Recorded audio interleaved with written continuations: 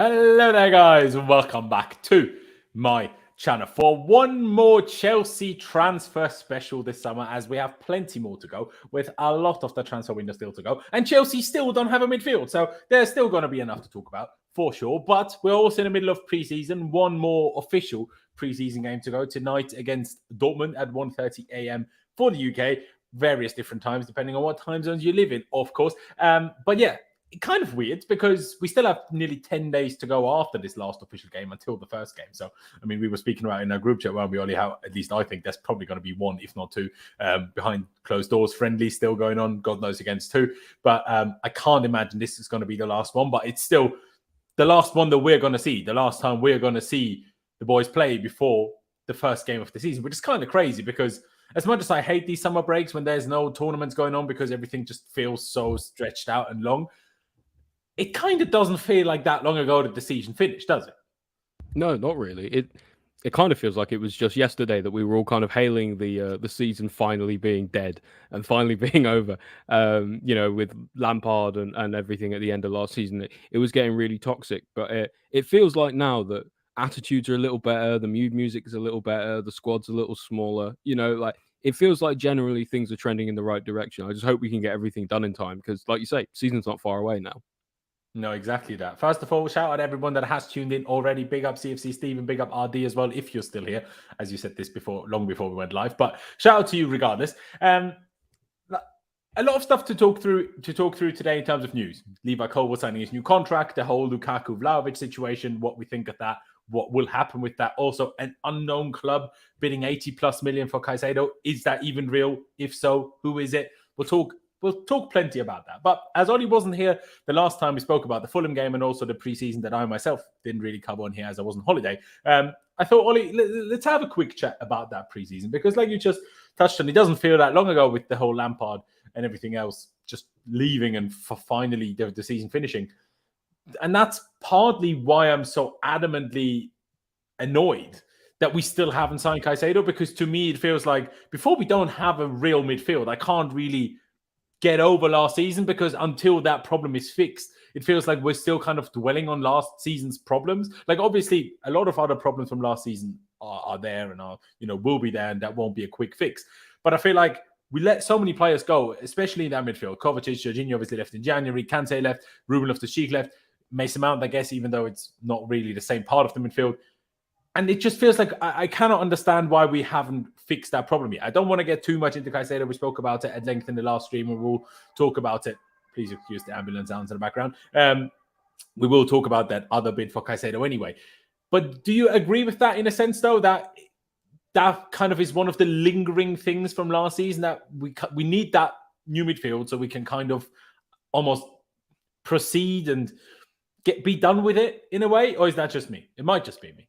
I think there's a lot of that to it. It feels like it's kind of unfinished business a little bit, not for Caicedo personally, but just the midfield in general. It feels like it's a loose end that still hasn't been tied up yet. So, but Chelsea are working on it. Whatever happens with the Caicedo deal, I'm sure we'll get into it. But I think I agree with you. For me, I don't really feel ready for the season. The squad doesn't feel complete until we have at least one more midfielder. I think we could manage without another attacking mid if we really had to. Yeah. We could manage without another midfielder after that, or a new goalie or a new striker, really. But that holding midfielder we've been crying out for a new midfielder for how many seasons now? It's time for that to be solved, I think. No, exactly. I couldn't agree more. And I mean, you talk about attacking midfielder, winger, whatever, like. Obviously, we don't want that to be the case, but in theory, we still have Ziyech and Hudson-Odoi and these lot around. In midfield, we don't have any of them lot left. Like, it's not like Ruben is still here and, he can at least fill in until we sign someone. No, they're all gone already. No, we've got Gallagher in the pivot at the moment. It's long. Exactly. And we've almost gotten used to it because he's played there 4 games in pre-season now. Not used to it in an accepting it sense, but used to it as in I'm constantly seeing it. As much as it baffles me every single time. But that is a good note. Just quickly, I guess we speak about it together, but mostly your thoughts. How have you felt preseason has gone? Because honestly, like everybody had different thoughts and feelings ahead of Pochettino's appointment. And then obviously their first interview and the first press conference got everyone that was questioning it a bit more at the beginning, even more on board. To be honest, I was kind of on board already before that. But initially, I wasn't, if that makes sense. But preseason has gone a lot better than I expected, if I'm being perfectly honest. There hasn't been a lot of issues.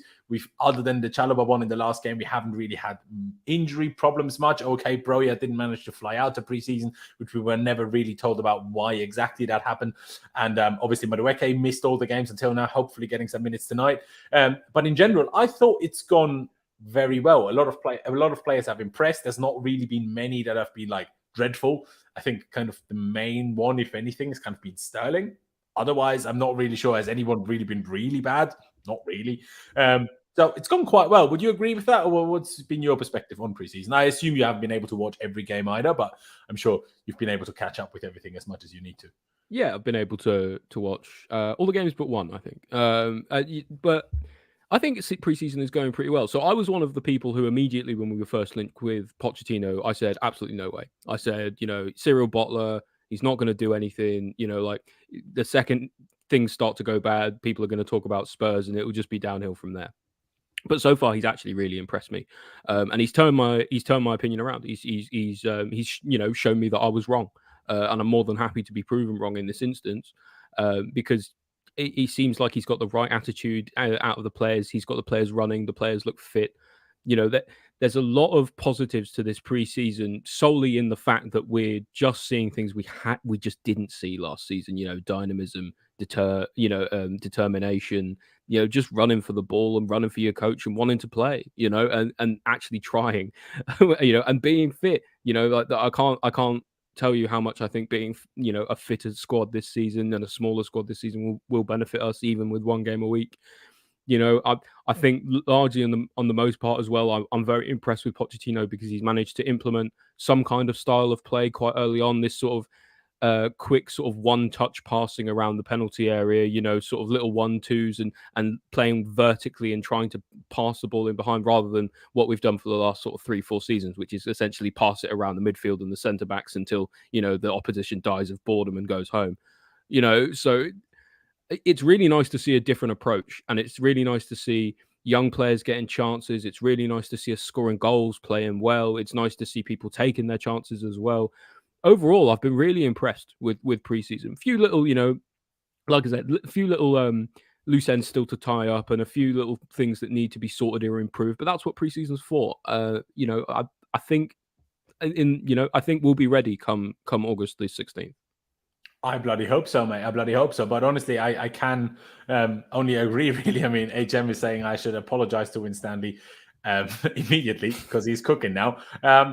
Hold up. I still don't see a midfield. So once he signs Caicedo, then we'll talk. Because Ugochukwu, hopefully we'll see him tonight. But chances are still going out on loan. And the only way in which I see him not going alone is if we fail to get Caicedo. So, I'm not sure if I'm talking about cooking yet. But maybe by the end of August, I will agree with you, HM, about the cooking. Isiaya, honestly, I haven't heard that that's the rumor. Maybe that is. I haven't seen it yet, but it theoretically, I guess, could be.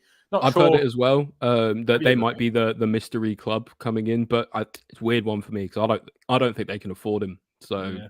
I don't know. It's weird, isn't it? Because they've sold Fabinho, but they haven't really replaced Fabinho because they've signed a lot of midfielders. They've signed Szoboszlai, they signed McAllister. Haven't they signed another midfielder as well? They're going to sign Lavia probably as well. Yeah, Lavia, so maybe it's Lavia or Caicedo for them. Yeah, I guess. But to be honest, if it's Liverpool, I'm not that concerned because they're also not in the Champions League and we've done enough pre-work with Caicedo that he wants us now. So if it was City, I'd be a bit more worried because of who City are and because how they guarantee success to a player. So, if they want him, then we might struggle a little bit. But everybody else, especially other clubs that aren't in Europe or aren't in the Champions League because we're not in Europe full stop, but there it is in Europa League.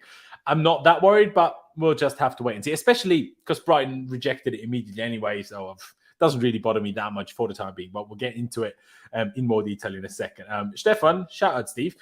Is that young French guy not ready for first team action? Well, I don't know. I'll be perfectly honest. I haven't watched him at Rennes, have I? But Poch in the first interview seemed to suggest that he's most definitely going on loan. Now, since then, speaking about it, he's kind of said nothing's fully decided yet, and he's obviously training out in the US with us now and may or may not feature tonight. But I still feel like it's more going to be dependent on getting Caicedo But I guess then you could argue maybe you loan out Santos and keep Ugochukwu if he's really good. But we've already seen Santos impress in 3 or 4 games now. Why would you do it with a different one now? But at the end of the day, we don't know for sure at this moment in time. But yeah, to go back to the preseason stuff that you were talking about, absolutely. And I mean, it kind of, obviously we heard hints of this towards the end of last season when Frank touched on it. And I feel like maybe 1 or 2 players as well. But the whole lack of fitness last season, sure, we can say it was obvious and with how many injuries we've had, but we also had loads of injuries the season before that. And no one was saying we weren't fit then. But the fact that Chile and a few other players have literally spoken about how they weren't fit enough last season, I just don't understand how that even happens. Because sure, we can now sit here and blame preseason and we can sit here and blame Potter or whatever else. But there is so much staff at the football club. And these players are still professional footballers. Like, they're professional athletes. Surely there has to be a bit of, responsibility with themselves. Like, we aren't talking about an under-15s team here. We're talking about adults. Like, they have their own self-responsibility to be at a physical level to handle this. So this is still baffling to me and still a bit of a bad sign about what the squad, let's say, at least was. Maybe not anymore is, because we've obviously rid of a lot of players. But as much as it's great that Pochettino is changing that, it still concerns me that it can never get that far. Like I say, sure, last season's preseason wasn't great, but was it that different to this preseason? Sure, we were in LA, Las Vegas, and then in Orlando. Okay, but now we were still in Philadelphia and Washington, and now we're in Chicago, and where else were we? In Atlanta. Like, sure, it's not West Coast, East Coast, but still, the US is big. To go from Philadelphia to Atlanta is still a fair few hours flights. That's like it's like 2-3 hours probably. Yeah, exactly. That's like going from London to, I don't know, Turkey. Maybe not quite that far, but close enough. Like halfway across Europe for sure. So like, it's not like it's that close. Okay, it's the same time zone at least. So I guess you wouldn't have to deal with jet lag too much. But that might be a factor, like that really might actually that might really make a difference, because if you're tired or you're not like fully up for it, you can't perform at the top level. And I'm fully with you on the fitness thing. You sort of look at it and you go, how did it possibly get that bad? And I think the answer is partially twofold. I think at the point where the season was, especially towards the end, I think, and I think a couple of the players, or even Lampard, touched on this, where players sort of coming in for sort of like a token effort in the gym, right? Yeah. Instead of actually getting fit, and actually like they'd come in for an hour or whatever, and then they'd leave again, or however long they were supposed to stay. They didn't stay long enough, and I think that was indicative of a lot of the fact that the squad didn't have many leaders. There was nobody holding anyone to account in that regard, and there was nobody who could, especially by the end when you've got like Lampard, the interim manager. It's like nobody's gonna pay attention to what he has to say, because in 8 games or whatever he won't even be here anymore. So everyone's just prioritizing not getting injured, which might be part of it as well. Like if you don't want to get injured, you might push a little bit less hard. We know that the players had issues with the medical team, and we asked for that one guy to come back, didn't we? So I think hopefully that's gotten itself sorted now. The other thing that I think actually has made a difference, and it touches on actually what you said about having injuries the season before, is that neither Tuchel nor Potter had like a dedicated conditioning and fitness coach like within their staff. Pochettino's got one, Lampard had one, but neither of Potter nor Tuchel had one. And not to say there were no fitness staff at all, because the club do have their own fitness conditioning coaches. But I'm just wondering, if you don't have that conduit for fitness between the club and the coach itself, I wonder if that causes things to break down a little bit over time. Because I think we were very fit when we first had Tuchel as coach, and it kind of sort of it fell apart a little bit, I think, with the fitness. I think as we played under Tuchel more and more, we got slower and slower and slower, more injured, less fit. And that is indicative for me of just like a gradual decline of not really keeping up with it. Maybe that's the conditioning. Maybe that was the new medical team at the time, so people aren't pushing themselves as hard because they don't want to get injured and they don't trust them. But whatever the issue was, it seems like Potter's got things back on the right track now with fitness, and that's really important, especially when we've got 1 game a week. We're going to have absolutely zero excuse to not be beating a lot of the teams in the Prem next season, because especially the ones who finished above us last season, because a lot of teams who we probably have a stronger squad than are going to be playing multiple games a week, and we won't be. So we've got a lot of time to prepare. We've got a lot of time to get ourselves, our bodies and our minds fit for the games. So I don't want to be seeing any excuses next season. No, literally, like even if we aren't good next season, which we should be, but even if we aren't, we should just run everyone off the park. Like you say, we have only one game a week. Most weeks, at least, there will obviously still be League Cup, FA Cup as the season progresses and stuff. But still, and also we have a manager who's literally in all his time in the Premier League, both at Southampton and at Spurs, all his teams have always been up the charts, like one of the top one or two in most distance covered. He's a student of Bielsa, isn't he? Pochettino, exactly. You know. So, and as we all know, Bielsa, you know, does murder ball or whatever it's called, or hard ball, suffer ball, whatever it's called.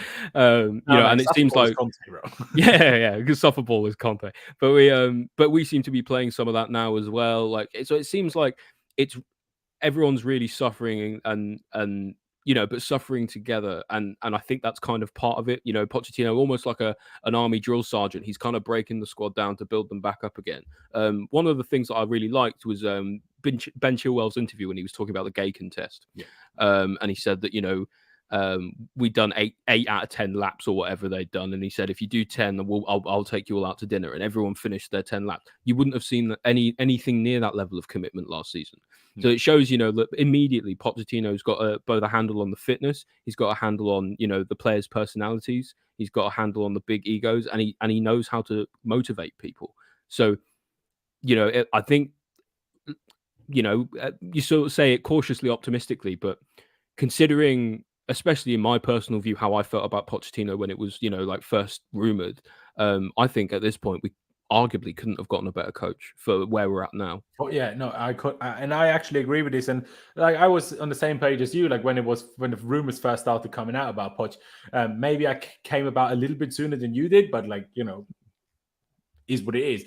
But I just felt like the more I learned, because he was at Spurs, I don't pay attention to Spurs because I don't like Spurs, right? But the more with obviously the Poch rumors started to get bigger and bigger, and the more kind of I found out about why he was good at Spurs. The more I was like, but to be honest, as much as I don't want to almost admit that, because I don't want us to be in a similar spot Spurs have ever been in, realistically, we are. You know, we have full of young Poch players. Has already done. Anyone have won anything? He's already done more than he did at Spurs. We're Summer Series champions. Exactly. You'll never sing that. So, you know, it's two pieces of silverware already for Maurizio Pochettino. So, you know, he's already outdone his Spurs legacy. Exactly that. One last thing before we get into the rumors, and Charlie, I'm not sure if I've ever mentioned that, should be joining us hopefully very soon. What have you made of kind of from the on pitch ongoings, like tactically, formation-wise? What have you made of that? Because obviously in the very first game against Wrexham, we played a 4-3-1 in the first half, then a 3-back in the second half. But we've kind of stayed away from that 3-back since then. I'm personally, and I know not everyone agrees with this, and not everyone sees football this way, but I personally always feel like you should have one formation and get good at that. And then once you're proper good at that one formation, then work on a different tactical plan that you can use when necessary. But so, for example, when you go back to like the Sarri days, people were always like, oh, we only have one plan. And I always said, well, yeah, because we haven't perfected plan A yet. That's why we're not working on plan B yet.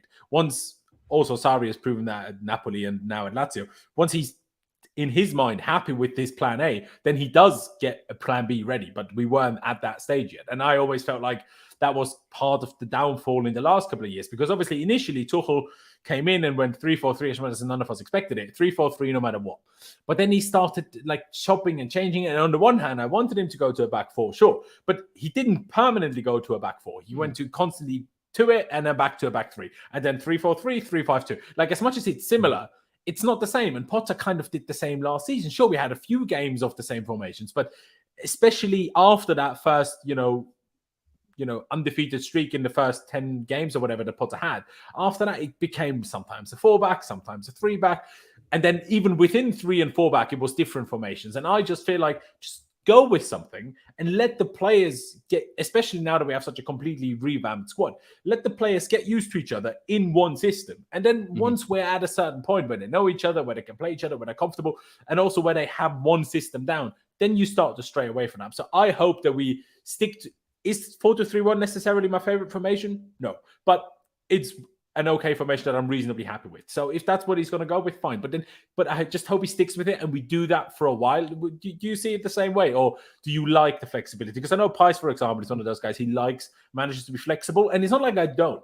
But I think you need to wait to a certain point until you come out with that flexibility, because otherwise it just has a negative impact because you never become good enough at anything. Yeah, I would lean more towards your side than maybe Pais' side. I like a kind of at least like a solid formation, so we kind of understand who might be playing. We kind of understand the roles of everyone plays in the team, rather than chopping and changing all the time. I don't, but here's the caveat: is I don't always mind us changing from, say, a 4-2-3-1 to a 4-3-3, but I would mind us changing from a 4-2-3-1 to a 3-5-2, because that's a really big change. Yeah, no, I agree. And so in certain aspects and certain elements, some flexibility is good. And tactically, I think it shows the strength of a manager if they can be tactically flexible and still win. We saw that with Tuchel, and we didn't see that with Potter. So some flexibility, good. Too much, not good, I would say. I guess like anything, too much of a good thing is bad for you. But I have liked the way we've been playing. I haven't really liked the three at the back as much. But like you say, we haven't really been playing it all that much, or at least we're not appearing that way on paper. Sometimes in the build-up, we have, we play with sort of like a 3-2-2-3.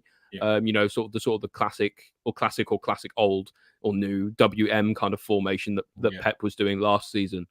I think that's looked reasonably good when we've done that. I think that does depend on personnel a little bit. I saw at times in the Fulham game we had Chilwell at sort of like the left centre back of that three in the build up, and for me it just didn't quite land. So I think there's elements to it. There's still kinks being worked out, but ultimately I like the progression of where things have gone in pre-season. I suppose it would be hard to do worse. Than it would be hard for Chelsea fans' expectations to be lower than they were, especially after the end of last season. So Poch is kind of pushing against an open door in that, as long as he can get the players running and motivated, he's got half a chance. Absolutely. It's going to be very interesting because, like you touched on, in terms of how we build up, it's like one of the fullbacks goes, one of them stays and creates a three to build from. It's going to be, because that's not necessarily always what Poch has done. Usually both fullbacks have gone up. So I do wonder that once we finally have a capable DM signed, if it, rather than one of the fullbacks staying, it will be one of the DMs dropping and the I think it will be. I think like at the moment, like if one of the fullbacks staying back is partially out of necessity, it's probably also partially like tactical as well. Like and trying things out, I'm sure. Yeah, like for example, like if you've got say Gallagher and Enzo in the pivot, for example. Yeah. You can't have both fullbacks bomb on because neither Gallagher or Enzo can drop back into the middle there, to be able to sort of facilitate the game. Enzo's too far back to really affect the game. And if you have Gallagher playing at centre back, you deserve everything that's coming your way. I think until we get a proper DM, that we'll then see that where, because while as good as Reece and Chile are, staying and sort of holding their defensive line, we both know that they're much better offensively than defensively. Yeah. I mean, Reece is about the same, but I think Chile, at least you could say he's probably better in attack than in defense. So it's I do expect when we get a DM for him to drop into sort of that central centre back role into a three and then have the fullbacks bomb on. Exactly, because even like you spoke about Reece and Chile now, definitely applies to those two. But even if you think about the others, like Malo Gusto certainly has his strengths more higher up the pitch, which is actually, again, I haven't been able to watch all the games while I was out on holiday, but when I've seen him, it was actually always him that was that kind of right centre-back, kind of fullback that had to stay, which almost like did him well because it allowed him to be really strong defensively against Mitoma in that Brighton game. But I do still think that his biggest strengths lie towards the other side of the pitch, if that makes sense. I guess Cucurella is the only kind of one of our fullbacks that has his strengths in that sense, but has still had his issues. So yeah, I don't know about that one. But Cucurella in build up, in my opinion, is Cucurella's biggest strength. Because he first of all has the balls to play line breaking passes. Yeah, sometimes they don't work out, and then he makes a mistake, and then the fans jump on his back. I get that.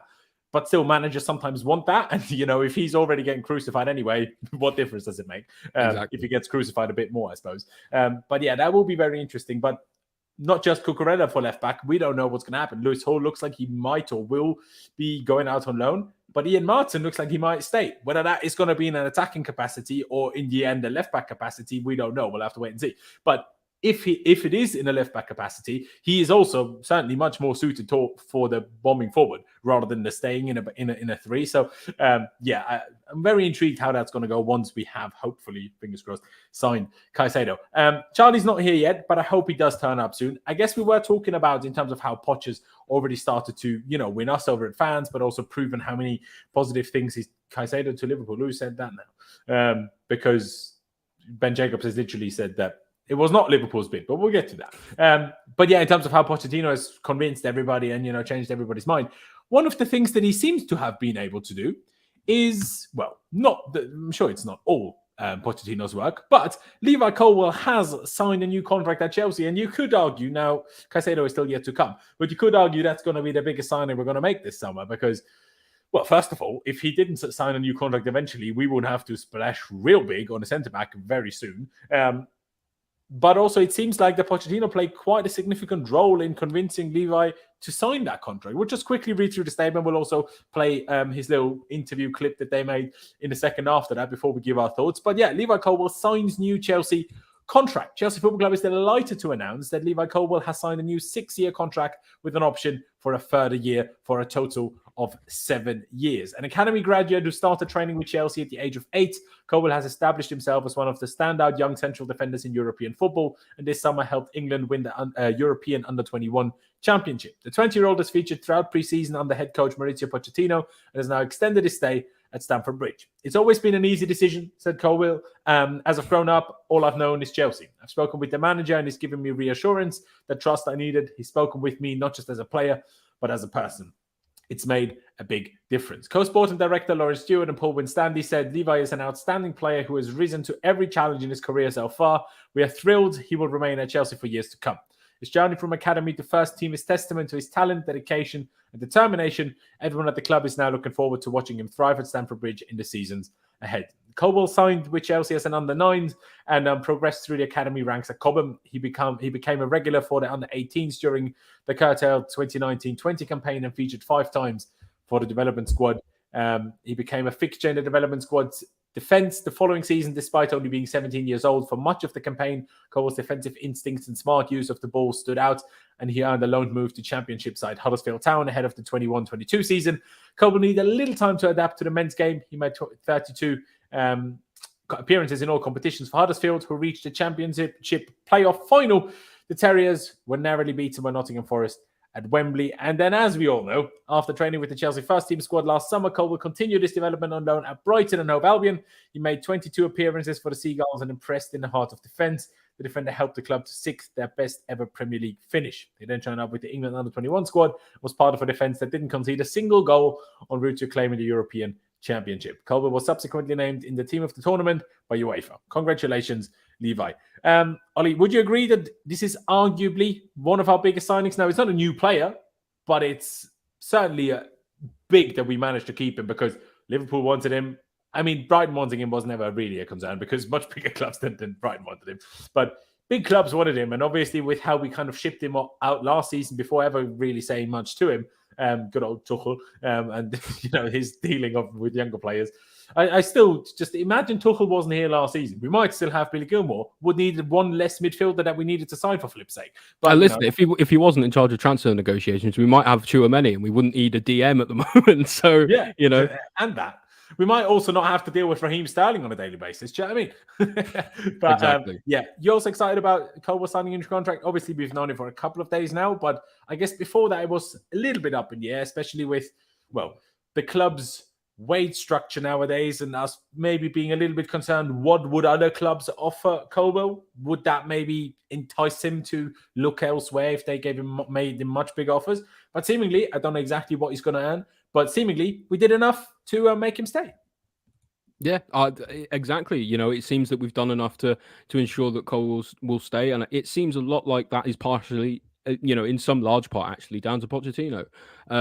He said when he spoke to Levy, that he was very impressed with his maturity and the way that he speaks calmly. He was just very impressed with him as a person as well as and I think Colwill understands that as well. And like he's said in his statement, that he kind of spoke to him as a person and not just a player. And he's an intelligent young lad. He knows his worth. He's always known his worth, and I'm just really happy that we managed to sign him down to a big, long deal for the future, because there's absolutely no denying the kid is special. He's so talented, and we're very, very lucky as Chelsea fans to be able to, hopefully be able to watch him play for us for years to come. No, exactly. Like, as much as we all love that almost came out as in a negative phrase, but we all love Reece James and rate Reece James. To get a player that might be of a similar ilk of ability, kind of crazy. Like, within the space of Colwill is 20, Reece James is not even 24 yet. He's 22 still? Maybe, I thought it was 23, but regardless, even crazier then. Like, within 2 or 3 years of each other, to get 2 players, sure, they're both defensive, it would be even greater if any of them were offensive players for once, because it seems like our offensive talents seem to never quite make it as much. But that might also be down to Chelsea rather than the talent. Is absolutely crazy. Charlie has also joined us. Thank you, Charlie, for turning up. I appreciate it very, very much. I'll start with you. Me and Ollie were mainly speaking about a bit of preseason that we kind of discussed in the last streams already anyway. But you excited by Levi Colwill signing a new contract? Also a very long-term contract. It's not like we were ended up, forced into giving him a 3 or a 4 year deal. No, it's a 6+1. So, we certainly... That's a prison contract, that. Sorry? It's a prison contract. Yeah, it literally is. It literally get less for GBH, I think. Yeah, I mean, it is weird how we managed to keep all the academy products except Mount, isn't it? But we'll get into that in a minute. But yeah, Charlie, excited by Levi Colwill signing a new contract? Yeah, for sure. It's one of them things that it wasn't a pressing thing that needs to be addressed, because he still had 2 years with a club option for a third anyway. So it wasn't like it had to be done this summer. But I think it's great we've got it done this summer. Puts to bed all the talk about, is he going to leave? Is he going to go Brighton? Is he going to go Liverpool, etc., and all that sort of stuff. And I don't think people realise how massive this is for Chelsea. This is a centre back that is so good already at such a young age that it's scary to think how much better he could be, in the years to come. I think learning from he mentioned in his video that he's looking forward to learning and picking up things and asking questions from Thiago Silva. So he's learning from one of the best centre backs there's been, and in manager in Pochettino, which is good, has got a good record of developing younger players. This is kind of a perfect situation for Colwill. And when you see players like Vardiol going for 90 million euros, going to become the most expensive centre-back in the world. Yes, we could have got him. Is Vardiol better than Colwill at this point in time? Probably, yes, in terms of experience and whatnot. But I've not seen Colwill be absolutely destroyed by Messi, though. No, but it's not because he never played against him, but that's a different argument. Yeah, that is also true. But yeah, look, I think good centre backs or centre backs with world-class potential are at few and far between at the moment. So the fact that we've managed to get one tied down for the next 6 years, the fact that it's one that's come through our academy is even better. And yeah, this is massive. I mean, I don't want to say it's a new signing because it's not, but it's great, and I think it bodes well for the future. And he's certainly going to be playing a massive part this season. He'll certainly be starting this season at centre back, and then it's down to him to make sure that he stays there. And I think this as well, this is going to be, in terms of longevity, this is going to be one of the best signings or extensions we've made in a long time. Because, like Charlie alluded to, if we didn't end up keeping Colwill, all we're going to do is end up spending 80, 90, 100 million pounds on a centre back in a year or two anyway. So in terms of what that actually does for the squad and the money that opens up for other positions later down the line is absolutely huge, because we know his quality. We know he can easily grow to be that kind of 80, 90 million, 100+ million pound centre back.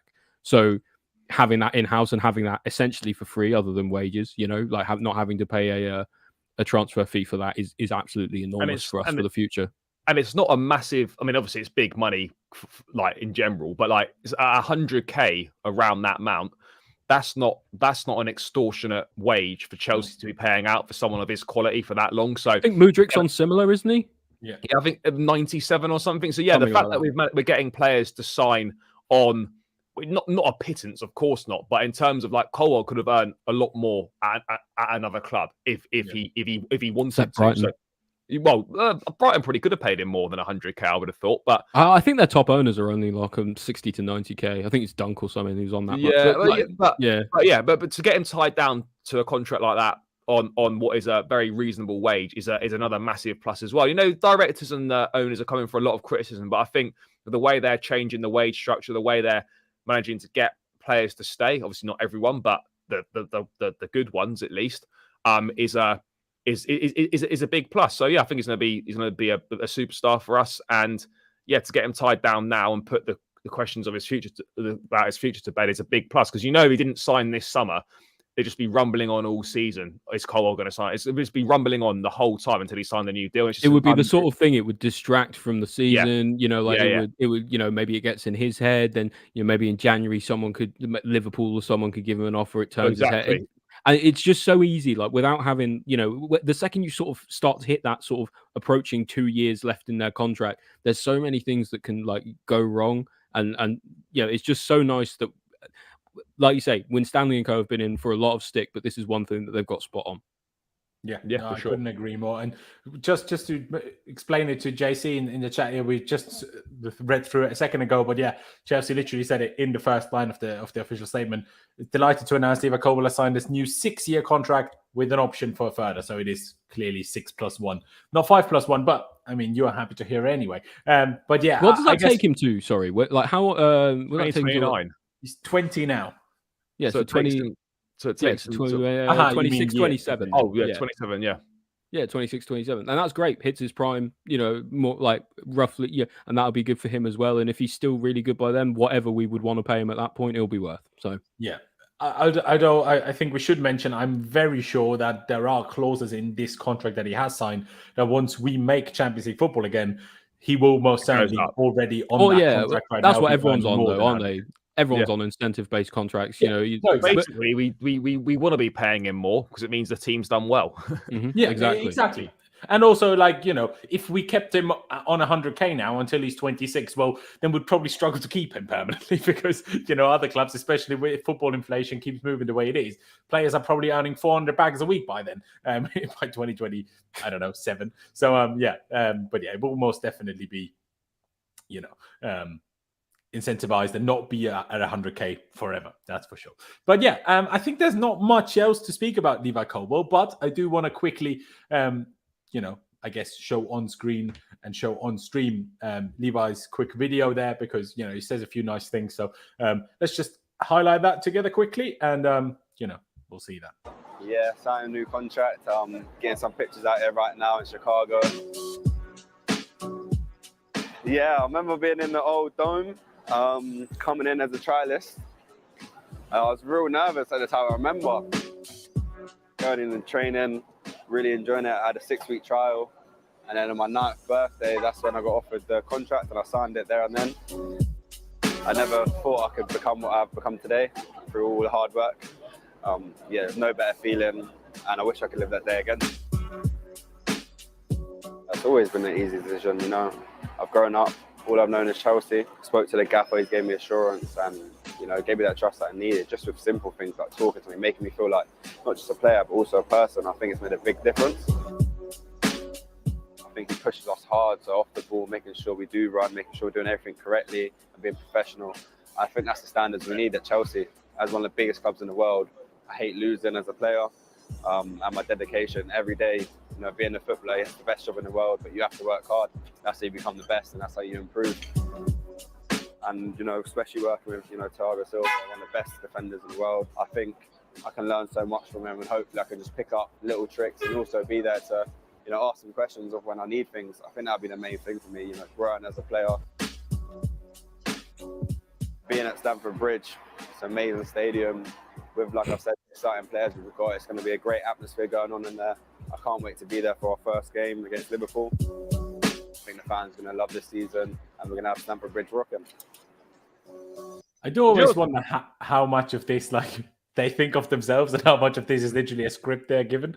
But it's was still also- nice to hear, and I do like the visuals of like where they shot it. I mean, It Chicago sounded is genuine though. It did I think if you read that and if you saw that and then you saw like Mount's leaving video, like you'd be like, yeah, that's real. Like so, Yeah. Mount didn't have a director set though, saying, "Nah, mate, you need to say that again." that's true. You know what's mad though? It's like how in America, right? You could just go and shoot that in the middle of the day in the middle of the city, and no one really knows who he is. Like in London, you'd be fucked doing that as a footballer. Like, it's mad. I think that's why they all love going to America, because no one recognizes them. Yeah, even though you're London, just in some bloke. comparison to a lot of other places, I think is arguably where people are more respectful of like footballers than in other countries, like in Spain and in Italy. Like they hound them just because they're so like, just because of what London is, how big it is, how multicultural it is, how many celebrities run about there. Maybe it's a bit more feasible, but maybe in the rest of England that's a little bit less. So I don't know. I'm not there. I've one last question for you guys before we move on from Colwill. Would you guys give him the number 26 shirt ahead of the season? Maybe. Well, now he's signed a new contract. I'm more tempted to say yes. If he hadn't, Yeah, signed a new same here. contract, Like beforehand, I was like, not until you sign. No, I'm not. Why not? Give him, give let's him- not do it again. Yeah, give him But- the 26. Fuck it. Yeah. Why not? He signed a 6-year contract as well. Do you know what I mean? So, Do you know what? Every time I see that shirt, right, I get more and more annoyed that we can't buy it, or at least legitimately buy it anyway. Yeah, it's hard to track down. I was talking to a few people, seeing if someone can find me a way to get this sponsorless shirt somehow. Haven't got full confirmation yet, but if It's I hard do, to find I'll do official ones. A lot of fakes around.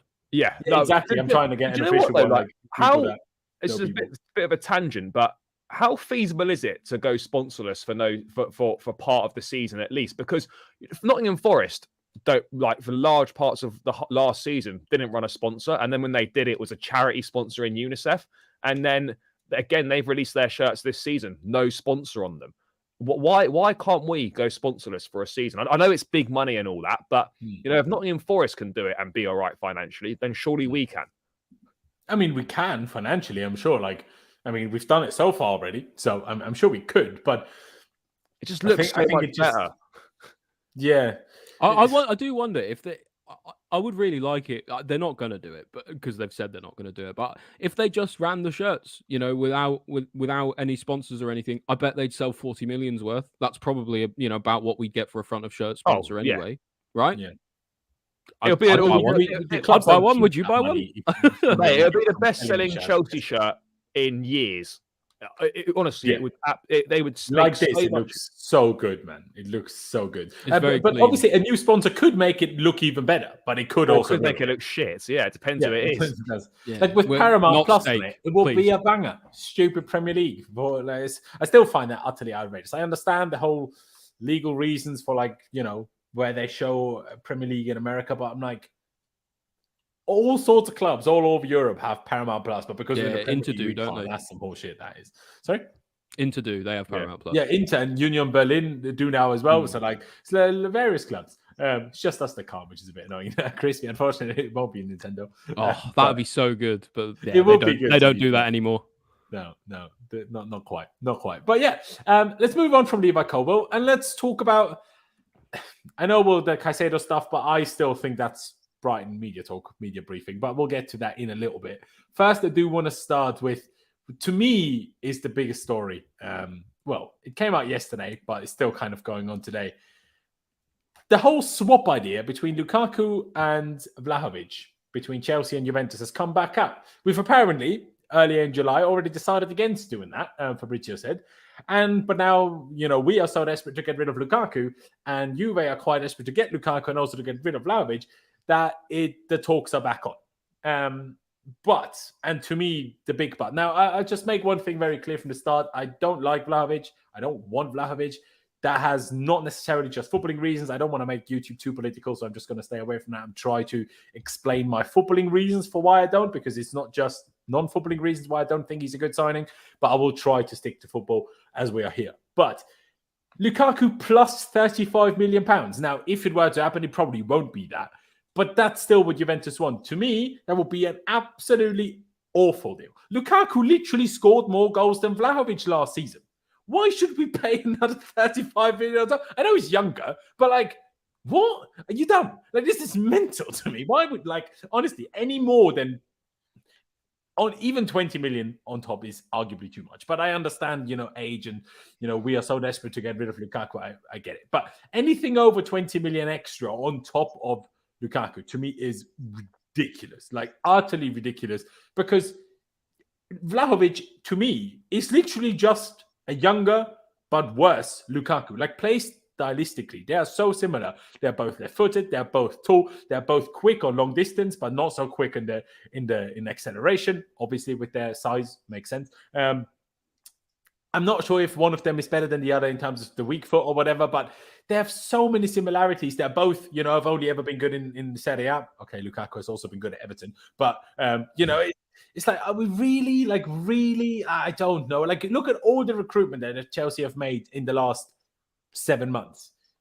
Vlahovic is literally a slap in the face to everything we've done since then. Like, it just doesn't fit the whole style of recruitment at all to me. Well, we said no to him We said no to him in July. Like, exactly. Chelsea said no to Vlahovic. So, look, but you can look at this deal two ways, right?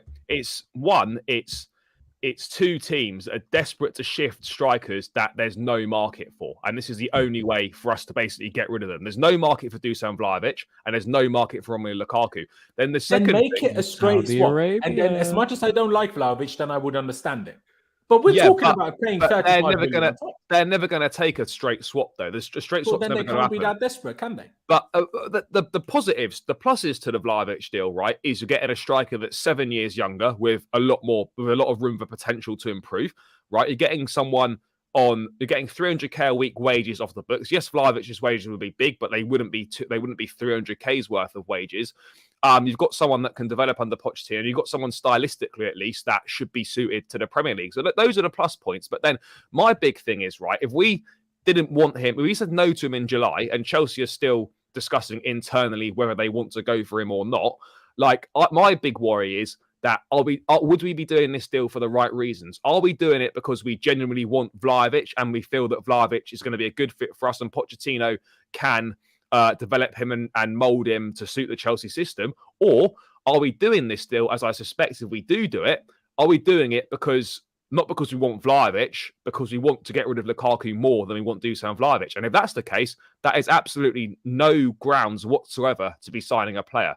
I'd rather us keep Lukaku and hope that he says yes to Saudi or another offer comes in by the end of August. If no one else, exactly. So I just feel at this point in time, and Chelsea could change their minds, but I'd be surprised in such a short space of time if they change their minds on Vlahovic, having already dismissed the idea a few weeks ago. I just worry that that we'd be just essentially doing this deal because we look at it as the only way to get rid of Lukaku, and we want to get rid of Lukaku more than we want Vlahovic. And we see this as the only way to do it. So, like, I'm not against Vlahovic coming in per se, but I just want to make sure that we are doing it for the right reasons and not just doing it because we feel it's an easy way, because we feel it's the only way for us to get rid of Lukaku. So, look, Vlahovic's got injury problems as well. We know he's got abductor issues. He fit perfectly in at Chelsea. We've got a nice medical slot at Cobham waiting for him if he does come. But look, I think 35 million for sure is way too much plus Lukaku. But look, I suppose in a way there are some positives to the deal. Yes, he's agreed a 3+ 1 year deal, I think I was reading earlier, to go to Juventus, but that's the easy thing to agree. I also don't feel that Vlahovic necessarily is in a rush to leave Juve either. So no, he posted something on his Instagram today. Oh, yeah. Did he? So, what did he post? It was just a picture of him in training with like a black and a white circle. Like just to, I guess, if he's saying anything, it's that, I guess, like for now I'm at Juve. As much as that surprises me though, because if Allegri is so adamant to getting Lukaku, that isn't exactly showing Vlahovic that he's wanted. So that's why I'm a little bit surprised if that is the case. Now, we've also had the report yesterday that he doesn't want to leave and wants to stay and prove himself, which I rate in a way.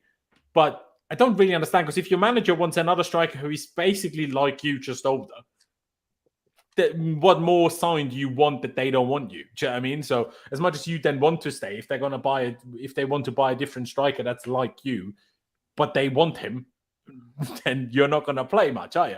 But we'll get into that. But medical what I would say situation as well, just sorry, mate, very quickly. You'll probably come onto it, but people saying like, I've seen people today going, "Oh, but what about Nicolas Jackson? Doesn't that blocks his development?" No, it doesn't. No. At a top club, Nicolas Jackson will know full well when he signed for Chelsea, and any forward player that signs for Chelsea will know that every summer Chelsea will be linked to signing a top striker.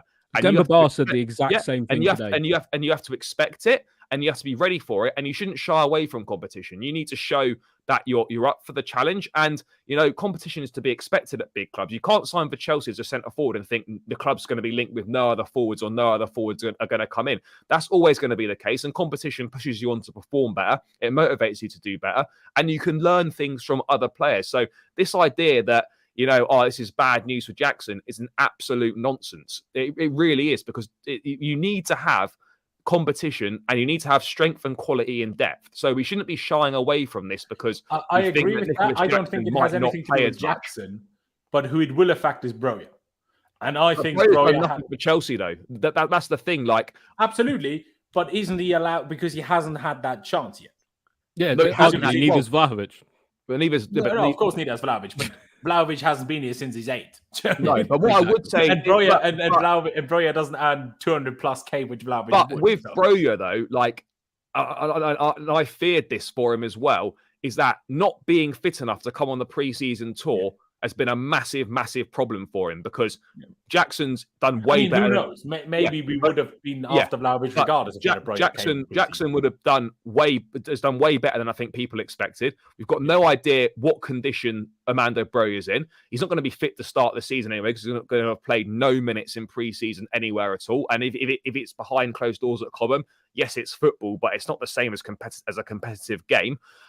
So he's got a problem. And if Vlahovic comes in, I don't think Broja would be sold, but I think a loan move would have to take place, because right now Broja's third choice at the moment behind Nkunku and behind Jackson. So if Vlahovic comes in, he's behind them because I don't think Nkunku is a valid striker option. We've seen him there play there twice. I think Nkunku is more valid than Broja at centre forward at this point in time. Ooh, that's a hot take. But judging it on the basis of what? Of not seeing Broja? Yeah, but I mean, right now, as it stands in the situation, Nkunku is ahead of Broja in the centre forward role. In the depth chart, sure. Yeah, right now. Yeah, I mean, right now. I'm not saying overall potentially, but I mean, right now as it stands, Nkunku is ahead of Broja. Broja's third choice at Chelsea in centre forward now. All right, Broja is no choice at Chelsea right now because he's not fit. Well, he's no choice, but he's third choice at this point in time. Let me make my piece on Vlahovic.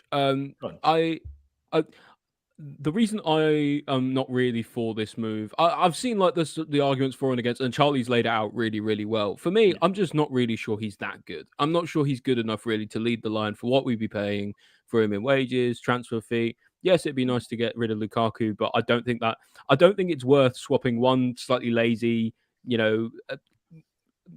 a striker with attitude problems for another, and I know people are saying, Poch works really well with young players, he can get the best out of him. I think we've got to move away from this kind of idea that, especially with players who are poor, like who I believe Vlahovic is personally, we've got to move away from the idea that we can turn poor players amazing, right? It happens every now and then, but you can't expect it to happen. You can't expect a player who's had a really, really bad season to suddenly under a new coach just magically become brilliant, right? It doesn't work that way.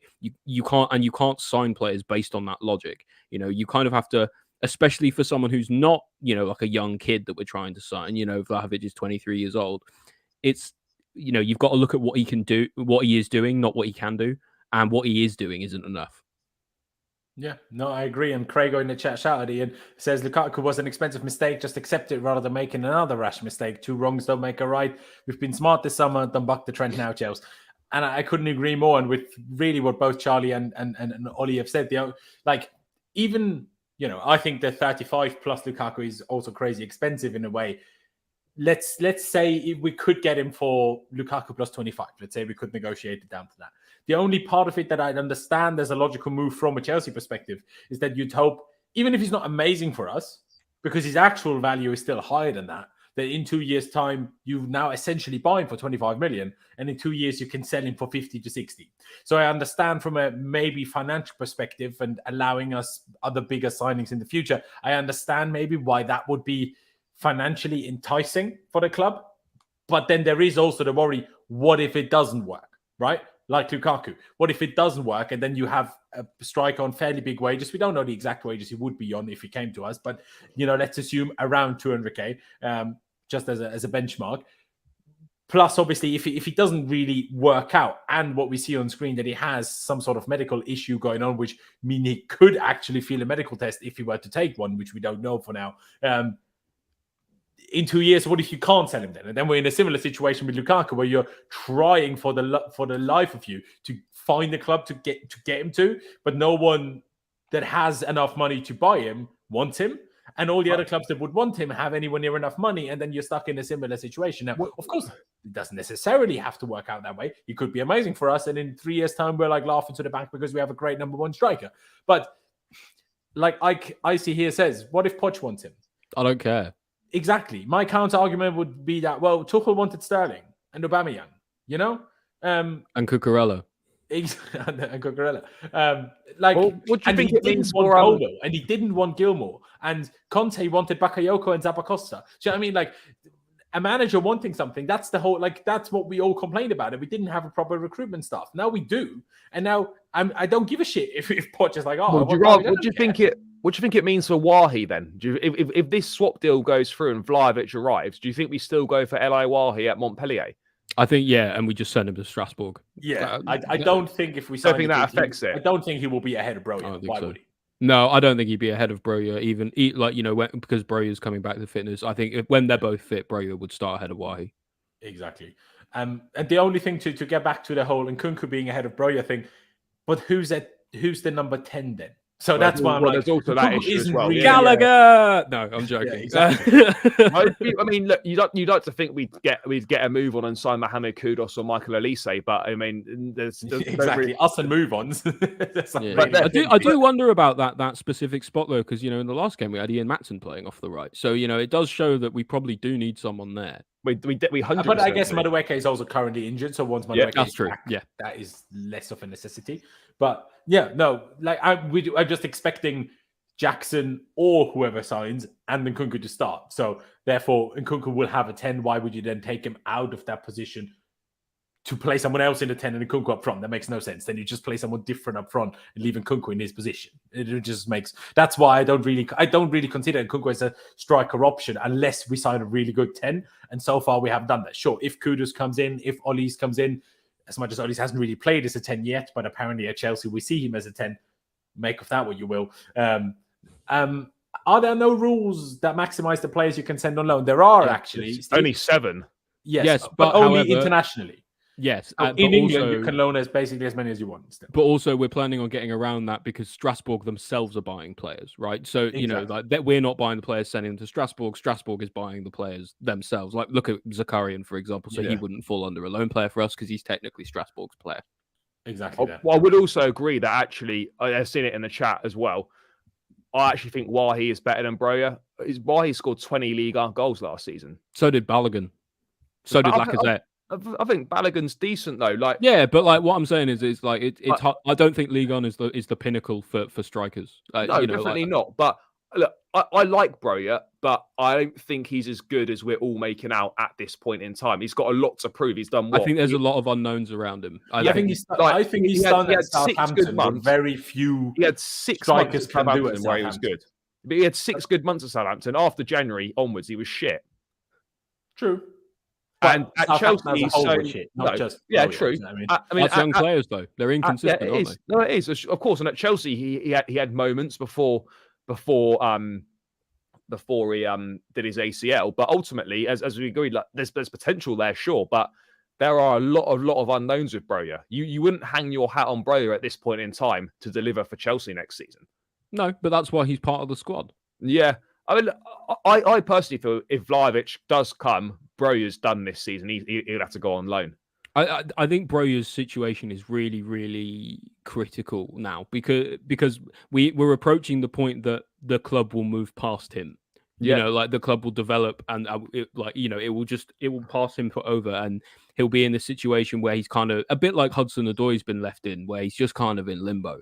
You know, but also with Jackson going to the AFCON in January, we're going to need someone else. Yeah, Broja.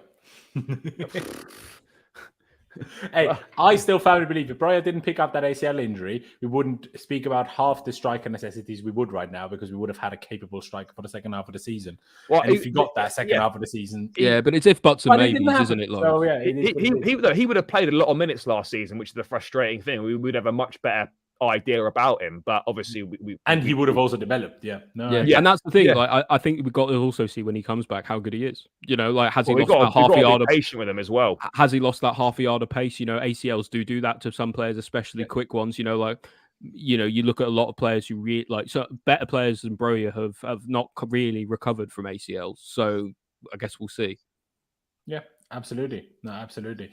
I mean, the whole Tony in January situation is still obviously an option. Yeah, I've been calling that for ages. If it comes out, I'm taking full credit. I've called that so long ago.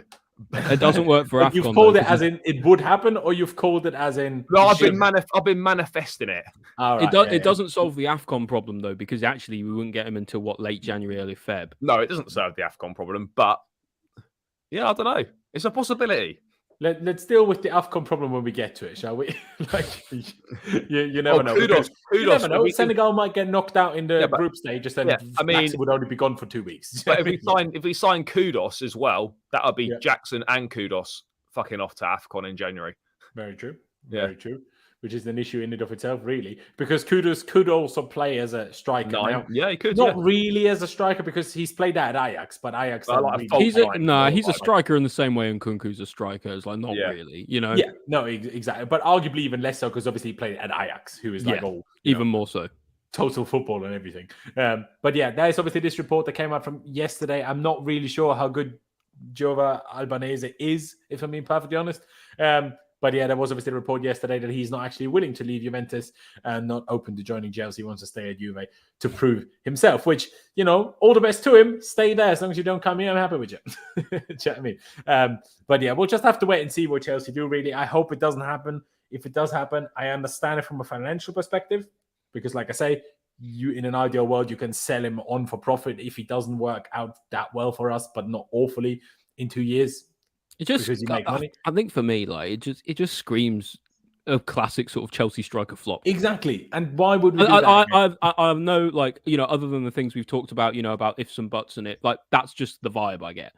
You know, I'm not, you know, luckily I'm not making decisions for the club because I wouldn't make them on vibes anyway. But you know, if that was the case, I wouldn't be going for him. Yeah, exactly. I mean, Ashraf does make a somewhat a valuable point here as well. You guys don't know Brentford, do you? They value Raya at 40 million. Make your mind up about Tony valuation. I mean, true, but obviously Tony was then banned for 8 months. Yeah, I think they'll want to wash their hands of Tony, to be honest. Exactly that. We're just lucky that we didn't get a betting sponsorship because otherwise that would have put Tony in the mud as well. Don't think he would have joined the club with a betting sponsor after all of this, if I'm being perfectly honest. No. But yeah, otherwise, I'm not really sure how much else there is to say on the whole Vlahovic situation. Yeah, it is what it is. I don't like, as much as we are desperate to get rid of Lukaku, I am too willing to let him rot on the reserves if he refuses to go to Saudi Arabia. I agree. To just make his wish happen. I agree. I agree. If Lukaku doesn't want to do what we want him to do, he should rot on the reserves. Like that's an expensive decision to make. Do we really want to pay someone over 300 grand a week to rot? Bro, we paid him 300k a week. You wanted us to have no sponsor a minute ago. Well, yeah. Well, I think because it looks good. So does Lukaku rotting in the reserves. Well, we just need to that does look good. I agree. To be honest, mate, I actually think Lukaku ends up in Saudi because he just got nowhere else to go. I think he doesn't want to go there specifically. Although at this point, I don't know why he does. Maybe he's too attached to dating Megan Thee Stallion or something, and you know, worried about what will happen in Saudi. I don't know, but like for me, like it seems a really obvious way for him to go. You know, he gets to go play football. He lets to look good in a weak league and get paid a ton of money. So. I don't know. It seems like a win-win to me, but he's got his own opinions, I'm sure. Yeah, there you go. I mean, we'll have to wait and see how that one goes. But if by the end of the summer window we haven't found somewhere for him to go, I still think he's more likely to take that Saudi deal than sit around the Chelsea for a season. I agree. I think if you present him with the option of either you go to like Al Shabab or whatever, or you go to or you rot on the reserves, he'll have no choice. Yeah, no, there you go. Particularly with the Euros next summer as well, he has to go and play. Also a good point. Not that Belgium will do anything now that their golden generation is done. Not that it makes much of a difference. And not that he has to really fight for a starting spot. What other striker do they have? Michy Batshuayi? Charles de Ketelaere? Yeah, de Ketelaere. Yeah. But is he a striker, out and out striker? I don't really know. I don't really know. Screw it. Just stick Doku up top. Who cares? Mate, Doku's decent as well. He's Ian rapid. could have a shout if Mbappe does eventually leave. Lukaku fits PSG like a glove, in my opinion. I agree. He does fit PSG like a glove in Lukaku, all the best and worst ways. Well, you have Lukaku, Ousmane Dembele, and Neymar as a front three. Exactly. I mean, it's exactly one of those ones you go, that's good on paper, and then it just never works. You know, Mate, that's a football manager front three I've ever seen. 100%. Exactly that. Dexter says here that unnamed club that made a bid for Caicedo was a Saudi club. No, it wasn't. How do you know?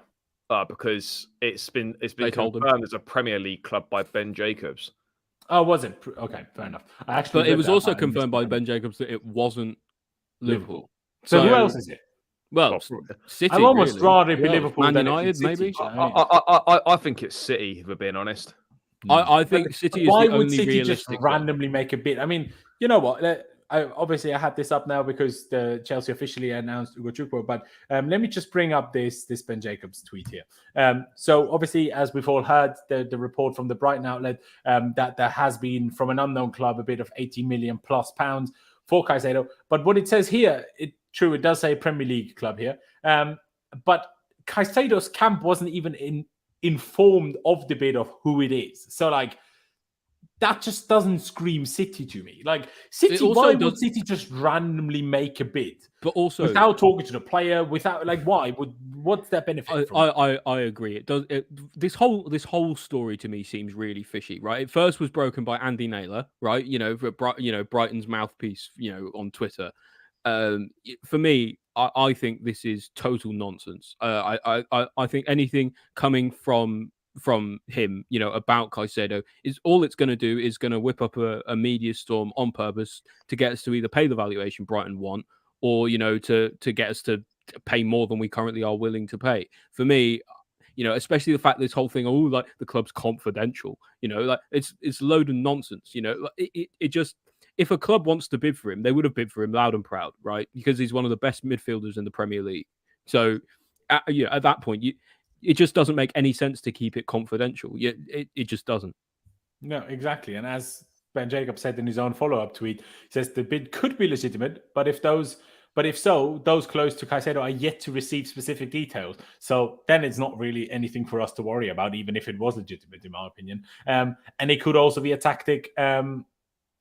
To get Chelsea to pay up or whatever. And that's what I think it is. I think it's just Brighton. Brighton have reached desperation hours, especially with the reports that Caicedo said to some of his teammates, some of the staff at the Players' Season Awards yesterday. Oh, fair. I'd like to apologise to that guy that I shot down in the chat slightly. Apparently, according to Darmesh Chef on Sky Sports, apparently an unnamed Saudi club has contacted Brighton over Caicedo. But that could be separate to this. Pys has just tweeted something apparently. Yeah, let me just get it up. Yeah, basically exactly what Charlie has just read out, essentially. But yeah, obviously Ben Jacobs can't and isn't right on everything either. But obviously he says a new unnamed Premier League club here. And now this Sky report that Pys has now also shared, an unnamed Saudi club is contacting Brighton over Moises Caicedo, but. Then it's contacted, not. This is a separate story entirely. Yeah, there'll be two separate things. I'll be honest, I wouldn't even be surprised if this wasn't real, because I think Brighton have reached desperation time. I think they know that they're going to really struggle to get the full valuation for Caicedo. Nobody else is going to be in for him. No one else is going to pay what we're going to pay. So, I think it's a last ditch effort to make Chelsea pay more. Basically, tell you what they will get. What they will get from Saudi is 100 million. They probably won't get Caicedo to go there, but they will get 100 million from him. Exactly. But I do like it's Eni Aluko. That's quite funny. Yeah, that's exactly what's going on. We'll just need to ask her. She'll know. Exactly. She will. To be fair, I think she might have been exactly spot on with what happened with Rice, to be honest. But I think it's a coincidence. I think that's total bollocks that Pep was doing him a favour by. Not Pep. I 100% agree with you, Charlie. City, so I 100% agree with you, Charlie. I think that was total bollocks. Do you reckon? Yeah. But if she says she's done that before, why would it be a thing in women's football? Why would Man City do Arsenal a favour in signing a player that's going to make them a lot better? It's just there is absolutely nonsense. Zero reason for it to be done. Complete bollocks. You never know. Not to mention, like the legal implications of it are not good at all. Could you imagine though? Could you imagine, like, say Daniel Levy ringing up Todd Boehly and go, "Oh yeah, Todd, put a bid in for Harry Kane, a fake bid, just to get Bayern to pay more money." Like it's just a complete. I'm almost certain that's super illegal as well. I don't know the ins and outs of the law around it, but that seems very dodgy to me. I mean, it could be, but if she says she's done it herself, then why would it happen in women's football and not in men's football? I'm not saying it doesn't happen. I'm just saying it didn't. I don't think it happened in that context because of City and Arsenal when they were both battling for the league. It doesn't make much sense to me for City to deliberately strengthen a rival. No, I do agree with that. It's just, I don't know. I guess they might owe Arteta some sort of favour. What do I know? But yeah, this whole Brighton thing, it's just, if all of this, the unknown club, and I mean, the Saudi thing is maybe a separate thing, but the unknown club thing is purely a Brighton brief, then Brighton are truly showing that they are not experienced at dealing with big transfers, because if that was just made up, then that was the worst made up brief I've ever had. Could you imagine, though? That's the thing is, I think everyone can get like sucked in a little bit. You see something from like a weird source or whatever, and you go, "Oh yeah, maybe that's something." The second I saw that Brighton brief, I went, "That's PR." Right? I'm not believing that for a second. So whatever they've done, I don't. But could you imagine though, after all this, right, we missed out on Caicedo to fucking Saudi. Yeah, it goes to like Al Nassr. I mean, that would be a bit ridiculous, yeah. But don't manifest those things, Charlie. Just because it's not being manifested. That good. But yeah, I guess still on this Caicedo and also Sanchez in terms of Brighton talk. Fabrizio this morning reported there's a possibility that Sanchez and Caicedo could be included in the same amount, a total package, even though they are two separate negotiations. Ollie, I'll start with you. Well, what do you make of that? Like, could that, because like you heard somewhere, or you read somewhere, was it you that said it in the chat? The whole Independiente, where they obviously got Caicedo from initially from Ecuador. I think it's in Ecuador, is it Colombia? The club that they obviously have the part of sell-on clause, or is it whatever exactly they have in detail that, I guess if the Caicedo fee is smaller officially, then they have to give Independiente less of that. So if it's a total package for both, they can claim how much is for who. That's exactly what it is. It's just creative accounting. So Independiente have I think it's a 20% sell-on clause for Caicedo. So if we bought him for 100 million, they get 20 million of it. Right. Obviously, Brighton don't want to give Independiente that kind of money. So I saw someone much smarter than me with the maths and the financial side of it on Twitter. I'm not claiming to have sorted this out myself, but I saw someone say that roughly for every 5 million we offer for Sanchez, for every 5 million that's sort of officially allocated to Sanchez, Brighton will save 1 million roughly going. So essentially, what you're saying is they 5% of the deal they have to give to. It doesn't affect what we are going to pay in total. Yeah, no, it doesn't affect us at all. It doesn't affect us at all. But yeah, it's just and I think maybe this might be one of the reasons that it's holding the deal up for so long. Maybe that's also why we went for Sanchez rather than that we really want him. Yeah, I don't know, maybe. But yeah, so I think at the moment it's kind of like Brighton are just trying to screw Independiente out of their sell-on clause, really. And if this works, I expect to see this sort of thing happen a lot more. Yeah, which is, to be honest, I don't like it, because as much as we are the big club, the big fish here in this scenario, but there is a reason why these sell-on clauses and education, or whatever the rules is for the clubs that had the players in their youth days, as they educated them as footballers and humans. There's a reason why those clauses and rules and percentages exist. And I don't think it's fair that Independiente should get, basically robbed out of something just because Brighton want some more money. Could you imagine, want to though, give less money away?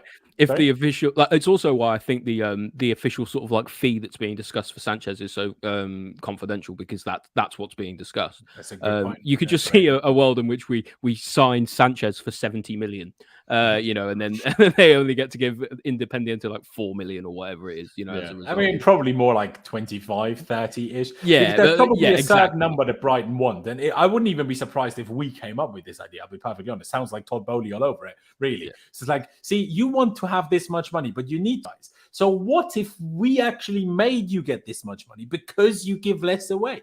It just sounds like Todd Boehly all over it, really. It's very creative accounting, basically. Exactly. I mean, Charlie, do you buy that? Do you think that's a bit of a, kind of sounds too made up, or do you think that could be the scenario? I mean, generally, I guess I'll ask both of you, and I'll start with you, Charlie. What do you think of Robert Sanchez anyway as the goalkeeper that we're going for? I don't mind it. I don't think it's anywhere near as bad a deal as a lot of people are making out. Like, first things first is that Robert Sanchez wasn't dropped for footballing reasons. There was some sort of falling out or disagreement with De Zerbi. Like, Sanchez has proven under Graham Potter that he was one of the best goalkeepers in the league. He had a phenomenal performance in the FA Cup semi-final last season at Wembley against United. Yeah. He's 25 years of age. That's young for a goalkeeper. There's room to improve. And it fits what Chelsea have said they wanted to do with a goalkeeper this summer. Find a smart, cheap alternative that can challenge Kepa for the number one spot. And I do believe that Sanchez ticks all those boxes. He's proven himself in the Premier League. He's shown that he's a good goalkeeper. Obviously, I think Ben Roberts, the goalkeeping coach, is quite a big driving force behind this, who was at Brighton and worked a lot with Sanchez. But Sanchez isn't a bad goalkeeper. We've seen it in the Premier League that he can do it. He's good with his feet. And obviously people at the club do like him, and it represents a cheap and a smart option, in my opinion. I'm not saying it's like, it's unbelievable and it's not the upgrade that we need in goal, but we are never going to get it instead of Kepa, though. Potentially, not to start with, but I could definitely see it over the course of the season. If Kepa doesn't, play well, if Kepa does what he does, then Sanchez will play. So look, I'm not saying that Sanchez is the number one for the years coming forward, but I can see a situation where Chelsea, I think, will look to sell Kepa next summer, because I believe he should only have a year left on that long contract, 2 years left, on his contract come next summer, is it? Potentially. We signed him when? 2018, right? 19, 20, 1, 2, 3, 4, 5. It's on a 7-year deal, didn't he? So yeah, he'll have 2 years left in the summer. Stupidest so decision the club we'll have to sell him because he's not going to be offered a new deal. So and Ollie, we did that for the same reason as we did it with Enzo, just to amortize it for over that many years. Yeah, so we did it at the time. Look, I don't think this is as bad as people are making out. Yes, it's not what we all wanted. We wanted a new number one goalkeeper, but it's in line with what the club said they wanted to do in terms of looking for a cheap and a smart option. It's someone that's Premier League proven, and it is someone that is a good goalkeeper, and it's someone that people in the club know and trust. So look, I'm not like doing cartwheels about it, but I don't think it's terrible. Yeah, it's a weird one. I mean, Joe says here, I just feel with Kepa we'll never win the league. First of all, I agree with that. Second of all, we're not in a title fight next season, regardless of anything. But with Kepa in goal, you have absolutely no chance. Yeah, but also if we had Alisson in goal, we still have absolutely no chance. No, I disagree. I disagree. I think a goalkeeper makes a massive difference to that. I agree that it does, but it's not. We're too far away that the goalkeeper changes it. We're not. It's not the missing piece. It's not like we're ready to win the title if we just get a goalkeeper. We're exactly. not. Nothing works like that, because we thought Lukaku was the missing piece, and we all saw how that worked. Yeah, no. The thing that bothers me about Sanchez, there's a lot of things that bother me about this deal. One is just, I think he's just not very good. I don't personally think he's actually an upgrade on Kepa. That's fine if you don't expect him to start instead of Kepa. That's fine. But then when Kepa inevitably gets dropped for like making mistakes every week, he will be starting. He's the starting goal. He will become the starting goalkeeper. And then what then? Because then you've still got basically a mediocre goalkeeper in goal. He's a 6'6" goalkeeper who can't collect crosses. His form has fallen off a cliff. and he's clearly a big confidence player if falling out with De Zerbi has caused that. And it just leaves us with a terrible goalkeeping situation. I'd argue it leaves us with the worst goalkeeping situation in the Big Six, and I don't think it's close. The other thing that frustrates me is when people say things like, what about Ben Roberts, our goalkeeping coach? He's worked with Sanchez before, we can get the best out of him again. This line of inquiry really annoys me because you can't be... You can't sign a player for specifically how they're going to work with one coach or like one specific member of staff, because the club is still really volatile. People are coming and leaving all the time, right? In terms of it's calm down a little bit, but Ben Roberts could be sacked tomorrow, right? Say if we brought Sanchez in tomorrow and then the next day Ben Roberts could get sacked, then what happens? We just have Sanchez on our books and he doesn't even have the guy who's supposed to make him any good anymore. It's exactly the same situation as Tuchel and Aubameyang, and I don't want to repeat that mistake. Except that Sanchez isn't 33, just had a broken jaw and has already fallen out with everybody he's been ever played for. Yeah, I understand that, but the general principle is still the same. Yeah, no, I hear you. And so what I'm getting at is, and it's really what I think is actually a bit of a clanger from the ownership specifically, is I think with the amount of money we've raised, not going for a new starting goalkeeper, I believe is a choice, especially with hundreds of thousands off the wage bill, 250 million raised or whatever. I know some of that's for the January signings as well, but we've made a lot of money and we're going to continue to make more if more sales happen. I think not going for a starting goalkeeper. Have a sponsor right now. I understand, but I think not going for a starting goalkeeper is a choice. And I think it's personally the wrong one. I see.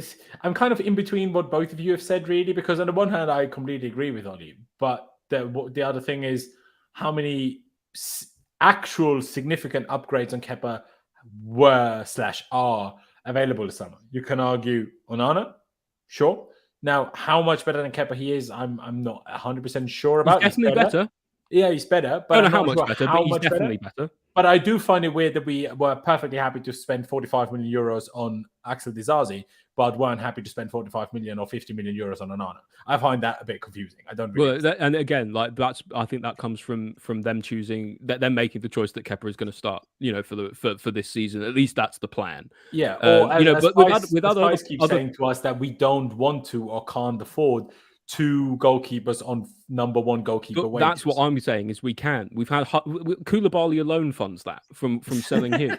But that was almost 300. I don't think it's about I don't think it's about not being able to afford it. I just think it's about not wanting it to afford it. That's what I'm saying. Yeah. It's a choice, and that's what I'm getting at. Is that is for me that is the wrong choice. Especially the goalkeeper market isn't fantastic. There are some good names, but they're all very expensive.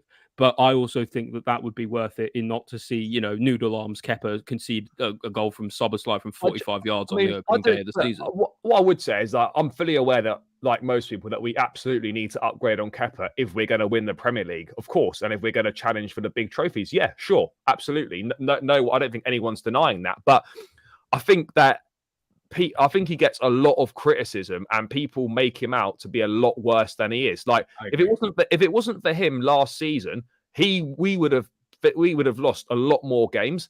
And he wasn't the reason that we were so shit. Yes, he made mistakes. It was the attackers and midfield that made us so the defense, we were top 5 defenses in the league. Yeah, the reason why we were so shit was because we couldn't put the ball in the back of the net. And then Lampard turned up. and we were a soft touch. So I'm fully aware that Kepa is not good enough. But the way that he gets described by some people, it's like he's a Sunday league goalkeeper. Yeah, exactly. Like, let's not forget, we finished in the top 4 with Kepa as a starting goalkeeper twice. We also won the Europa League with Kepa as a starting goalkeeper. Like, I'm not saying this is, but compared to last season where we finished 12th, that's... Yeah, but then imagine what you can do with a proper goalkeeper. Absolutely. Like I say, that's why I agree with you, Oli. But the problem is, we also have to remember that we are not in the Champions League. So if Man United and us come calling for Onana, he's probably just going to say, he's got the Ten Hag factor as well. Work with him at Ajax. But Onana's not the only option. You've got Mamadashvili, you've got Diogo Costa. Yeah, but is Mamadashvili right now that much better than Kepa? I would be happy with Mamadashvili. I would be happier with him than Santos. I agree with you. Are we really Diogo Costa's better than Kepa now. Yeah, but are we going to go and spend £65 million on Diogo Costa with his release clause? Because I don't think he's better than Kepa. He's the same level as Kepa for me. We certainly could, but we're choosing not to. But I mean, I would rather us wait a year, and if it means us waiting a year and we get Maignan next summer, for example, then it's worth the wait. I don't want us to. I would only agree if that's the case, but there's no guarantees of that. Maignan is at least in some part available now, and who's to say we'll be in a position to sign him next summer? But is he? I don't know. Like, we were inquiring about him, so he's not available. No, I agree with you. Like, everyone's available for a price. Of course they are, but I mean, like, Chelsea are not going to go and spend 70 or 80 million pounds on a goalkeeper. But what I'm getting at is I think that's actually the wrong choice to make. I think we should do that. Because I think at the very, very top elite level of the sport, the goalkeeper and the striker, two positions, probably have the most influence on how games end, right? You know, whether you like it or not, their mistakes and them doing well may have a bigger factor on whether somebody wins a game or loses a game than everyone else on the pitch. So you have to spend well to have a good player in that position because it is so much more important. I think but a goalkeeper makes a mistake and you lose a game. Yeah, I think if the striker misses a sitter, you can also not win a game.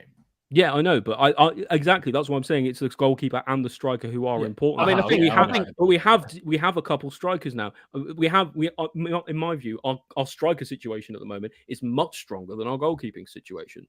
I'm not saying Kepa's the worst goalkeeper to ever play. I'm not saying he's a Sunday League goalkeeper, but I just don't, and like the guy in the chat said, I don't see any situation where we win a league or a Champions League or whatever with him in there. The only time, he was at the club, he's been at the club for so long, and we won our biggest trophy when he wasn't playing. Yeah, absolutely. But the problem is the guy that was playing when we did win that trophy got so bad that Kepa looked good in comparison. So, what the fuck do you do about that? If Mendy just didn't flop as hard as he did since then, this wouldn't be an issue. If Mendy was just still as good as he was in 2021, Mendy would still be here and we wouldn't have to worry about this. Look, we definitely need to upgrade. Of course we do. I'm not disputing that at all. But all I'm saying is that, like, I'd rather we wait and get this right rather than just signing someone for the sake of it this summer. Look, out of the three things we need to address this summer, a number 6, a striker and a goalkeeper, for where we're at right now in the process, the goalkeeper out of those 3 is the least important in my opinion. I disagree. Not now that we've got Jackson up front. I think signing Caicedo is more important than signing a goalkeeper. And if it means that we've got more money to go towards the Caicedo deal than if we don't sign a keeper, that's what I'm getting at, Charlie. Is with the amount of sales we've made, the amount of money we've raised this summer, I don't see why we can't do both. It seems to me like it's a money saving exercise. Because they don't want to spend because the owners don't want to spend first level team wages on 2 players in the same position at the same time. For sure. But I think potentially as well, like, you could also look at the goalkeeping market, and maybe we have made inquiries behind the scenes. Who knows? And we didn't know about signing Axel Disasi until it happened, or Ugochukwu. So, like, there is very much a possibility that we made inquiries. Mike Maignan could be available next summer, and also with the amount of signings that we've made, right? You'd like to think that we're now only going to need to add each summer, maybe depending on outgoings, of course. But you're going to be topping up this squad with maybe 2-3 players tops each window. And it means that we're not going to have next summer, we're not going to be in a position where we need to go and spend loads of money in other areas. So there'll be a much bigger chunk of cash allocated to going and signing a goalkeeper, which for me, I feel that next summer we may well go and spend £60 million on a goalkeeper. And that'll be our main signing next summer because everything else will be taken care of potentially.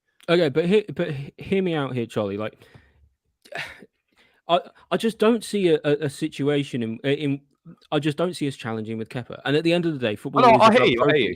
Like, I think waiting a year, like maybe it's more financially viable or whatever. I don't know. I'm not an economist, right? But at the end of the day, it's about winning. It's about winning, and I just don't see it happening with Kepa. I just don't. No, that's fair. And I agree with that. For the most part, but also like have obviously won trophies with Kepa, okay. The last thing I'll say on it is last season, right? We can all agree we had a horrible season last season, and the majority of the squad played very poorly, and a lot of them are gone, right? Especially in attack, right, which is where we had a lot of issues. But we came 12th last season. It's our worst season in ages, and our starting goalkeeper for that season is essentially being rewarded with being able to be the starting goalkeeper this season, and I don't think that's right. I know he's not the sole purpose for that. I don't think anyone is. But I also think that I'm not sure almost anyone who was a consistent player. But you can last say the season, same about Reece James and Thiago Silva. Yeah, and you certainly could Enzo. make the argument that they have to now earn their place. But for example, someone like Reece James or Thiago Silva or Enzo, well, not specifically for Enzo because of the midfield situation, but for Reece James, we bought Malo Gusto. We've bought competition in his position. At the very least, someone who some people say he's even competition better. for Kepa. It's just like in your and our mind, that competition isn't good enough. That's I agree. Yes, still exactly. That is it. Is we're not if we're going to sign a player, we need someone who's either going to be better than Kepa or push Kepa, and Sanchez is neither. The only thing that makes it worth it is if it helps grease the wheels for the Caicedo deal. That's it. To be fair, I mean, Kepa's gone next summer anyway. I think this will be his last season at the club. He's going to go into the final 2 years of his contract. I think that depends on how he does this season. If I'm no, honest. but I think, but with the way, with the way that the owners are going, like you got 2 years left on the contract. You either sign a new one or you're sold.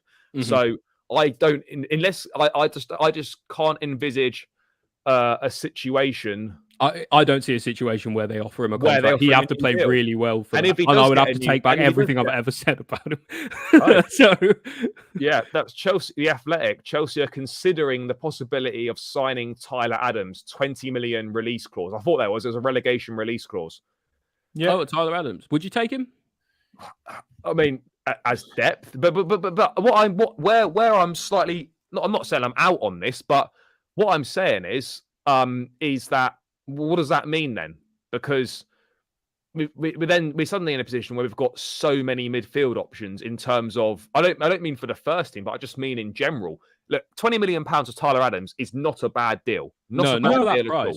I don't hate it either, to be honest. I mean, it makes me question all of the other midfield signings in Santos and Casadei and Ugochukwu. What does that mean for someone like Ugochukwu? What does that mean? Yeah, that's what I'm trying to say. Yeah. I don't understand those signings then, but I mean, but surely that's going to be another option though. That can't be because we know we had the Tom Ruddy report the other day or a couple of days ago where Chelsea were looking at alternatives for Caicedo and Edson Alvarez and obviously it would definitely be plus Caicedo. And Tyler Adams were mentioned. I'm not saying it's going to be Tyler Adams instead of instead of Caicedo. But look, I don't hate it. I think Tyler Adams had a very good World Cup.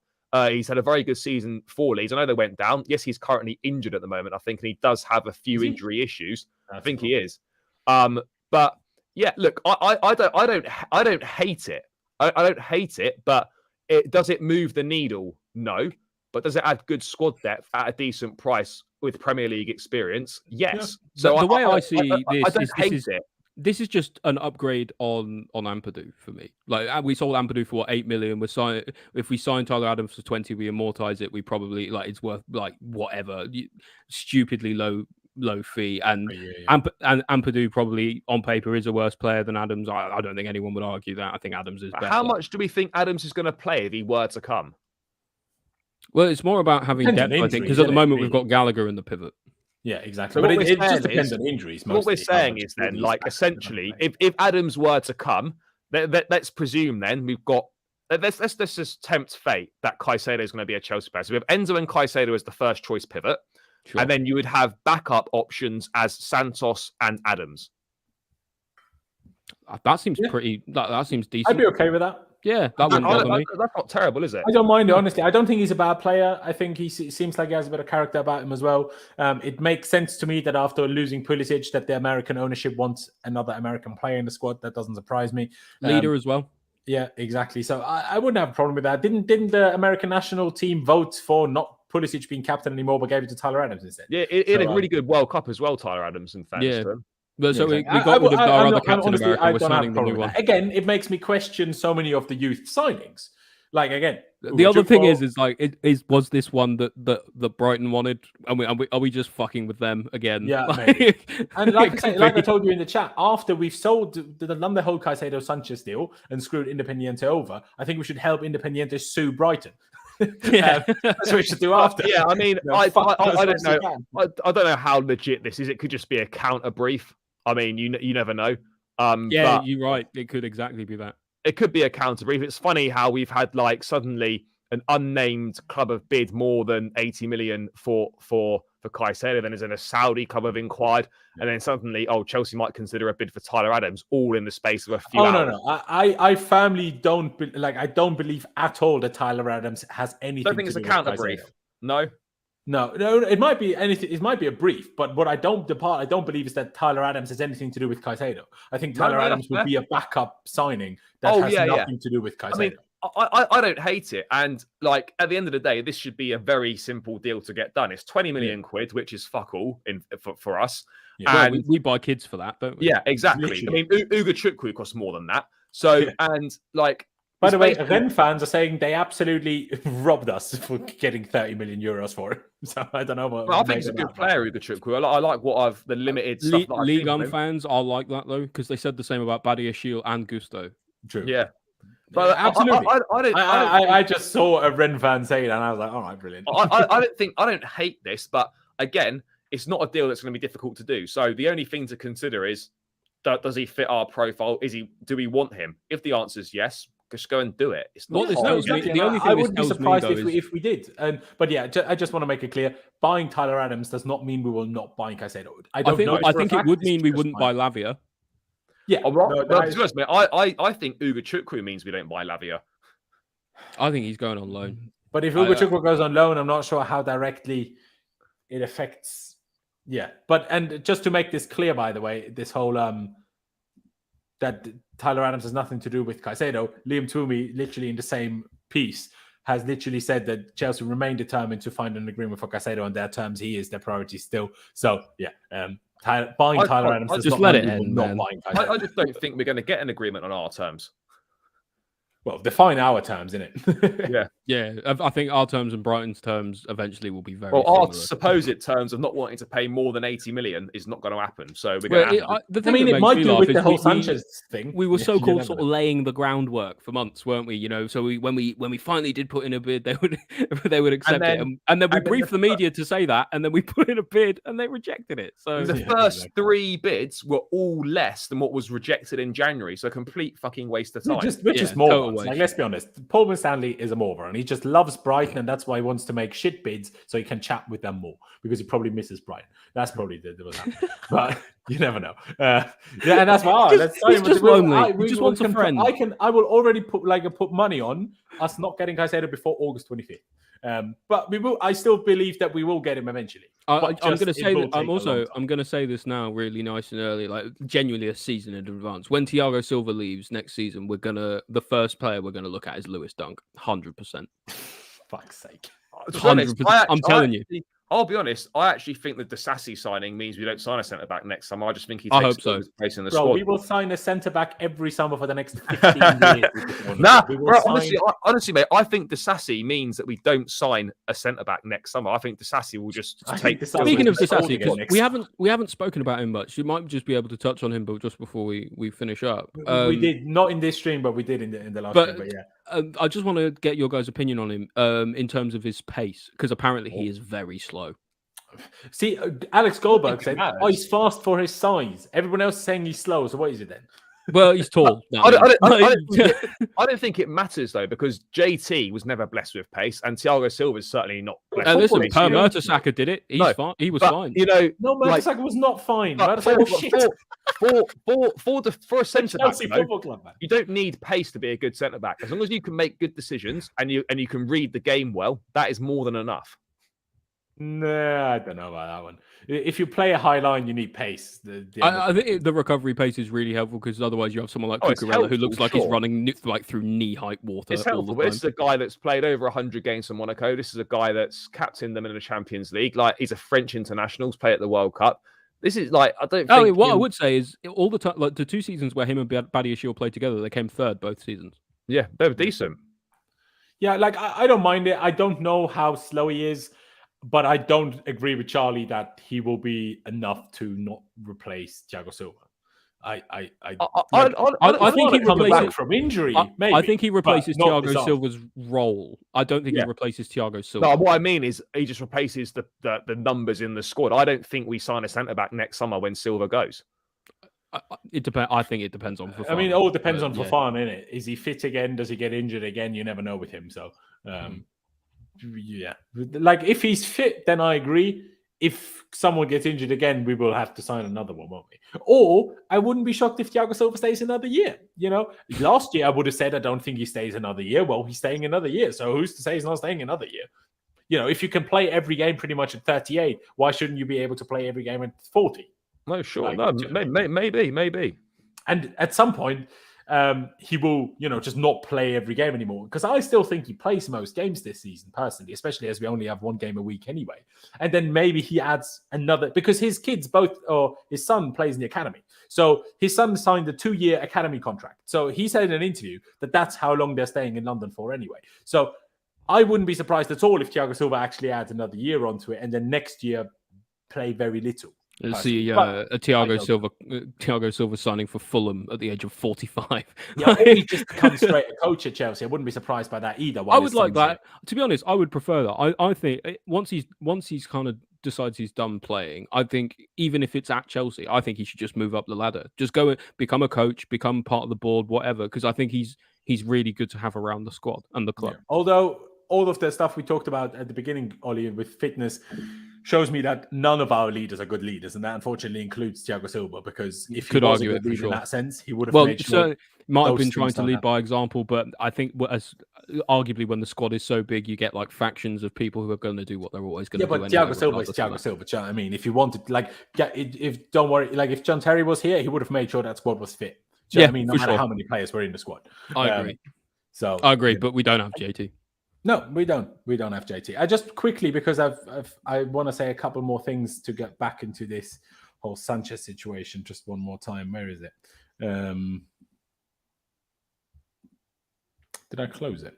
Is it that he's really bad and we shouldn't sign him? Because that's why. Yeah, maybe. No, I don't think. I think I might have closed it. But the only thing I want to I genuinely don't think he's terrible. I just think he's not an upgrade on Kepa, and I think if we're buying a keeper, we should be trying to upgrade on Kepa. I agree that he's not an upgrade on Kepa. I think Kepa is better, but not purely on everything ability, but dealing with this size club. And I know you say Kepa hasn't dealt with it, but no, Kepa has endured abuse for 5 years straight now. Yes, so if anything, he's used to this and can hack it now. In an ideal world, eventually we manage to get rid of Kepa, then you have Sanchez as actually a good backup goalie. Is he happy to be a backup goalie? I don't know. Also, I don't care, because if we sign him now, that means he will be on reasonable wages. Otherwise, we wouldn't have gone for him with what we've discussed earlier, how we don't want to pay 2 first-choice goalie wages. So that means he won't be on crazy wages. So then if you want to eventually get rid of Kepa, then you still have a good backup goalie in Sanchez, because it's not always easy. We were very, very lucky at Chelsea very often that we had good backup goalies. Begovic was a good backup goalie. Caballero was a reasonable backup goalie as well. We've done quite well compared to other clubs in terms of what our level of backup goalie has been. Obviously, we had that season of Cech and Courtois. That was normal. That's the gold standard, but you can never make it happen. But is that a positive in the long run? I don't know. I don't think you want to go. You end up having to get rid of one of them. So I think it worked at the time because Courtois was young and Cech was old. But but Cech didn't want to leave this early. We didn't need for Cech to leave this early. It would have been better if Cech got one more year. Maybe, but he might not have ever gone to Arsenal. The timing is hard because Courtois was ready at that point. So no, exactly. It's just you can't control when Courtois was born, innit? So it is what it is. And we didn't. But also the reason why we lost Courtois the way we lost him is because he was on loan 3 years in a different city. That's why he attached to a different club in a different city rather than to us. So that's the problem of permanently loaning players out, especially if you give them multiple years at a different place rather than making them move around, I suppose. But yeah, just on Sanchez, I don't mind him. Like, I don't want to deal with Brighton again. But if he, in a way, if anything, helps us get Caicedo, I'm like, all right, he's a decent goalie. I don't think he's as bad as Ollie says he is. I don't think he's as good as Charlie says he is, if that makes sense, somewhere in between. But I'm also no expert. Like, I didn't watch him that much, but I know that he was raved about very highly when he was playing a lot on the Potter and stuff when Brighton first started to be good. If he can get back to that level, sure, there's no reason why he can't start for us. But I don't see that happening. The thing I like most about him is that he's tall. At least one goalie that's tall. I know Mendy was tall. But the problem is he can't claim crosses, so it's irrelevant. Yeah, but you never know. He might get better at it. Also, what I think people forget is that Kepa is now married. He is now basically Buffon. So you have to be prepared that Kepa's now the best goalie in the world. Buffon retired, didn't he? Yeah, he is. He is. So I don't think officially yet. I think it's just Fabrizio that said it. But yeah, as a kid, my kind of GOAT goalie. I still think he's kind of the GOAT goalie. I think he put something out on Twitter today saying like, he's retired. There's like a video and shit. He's done. Yeah, he said like, we as he announced it, because last night when Fabrizio said it was like, will be announced. I think he put something out today. It said like, I gave you everything, you gave me everything, we did it together. Thank you so much, or something like that. Like, so it's very clear that he's. Yeah. I mean, he was in Serie B for a couple of years now already, essentially already retired. Yeah, but it's typical Italian, and he did his career and then he went back home. Probably, he still had offers from Saudi. He had offers from Saudi, mate, at 45. Yeah, exactly. It's unbelievable, isn't it? The first guy earning like 200k a week in Saudi at 50 years old, playing across like 5 generations of players. It's crazy. Yeah, exactly. One last thing before we round this stream out, I want to give a shout out to Lauren James, who had potentially one of the best World Cup performances of any man and female that's ever happened. 3 assists, 2 goals, 2 ridiculous goals. Should have had a hat trick. Was robbed. Yeah.